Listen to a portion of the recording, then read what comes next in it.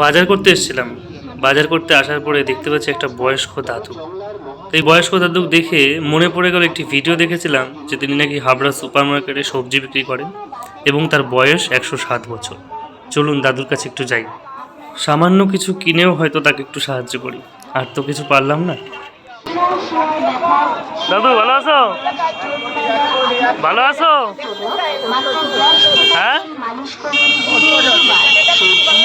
তোমার কলা কত? বিচি কলা,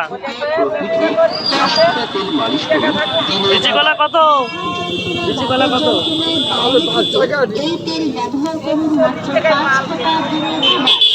উনি শুনতে পাচ্ছে না, ওনাকে কি জিজ্ঞাসা করে উনি শুনতে পাচ্ছে না। কথা হচ্ছে গিয়ে এইখানে আছে তো কলা আছে এখানে, বিচি কলাগুলো নেবো, বিচি কলাগুলো বাতি আছে। দাদুর দিয়ে কয়েকটা বিচি কলা নিলাম। দাদু ভাবি উনি সেই ভাইরাল হওয়া সেই দাদু, যার 107 বছর বা 8 বছর বয়স। বিচি কলা আমার বাড়িতে থাকা সত্ত্বেও আমি তার কাছে বিচি কলা নিলাম। বিচি কলাগুলো নিলাম কেন?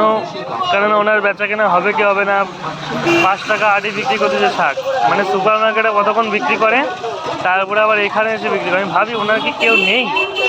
এত বয়স এই দাদু, এই বয়সেও তিনি বেচা কেনা করছে, মানে কি বলবো। যাই হোক, না লাগা সত্ত্বেও আমি নিলাম।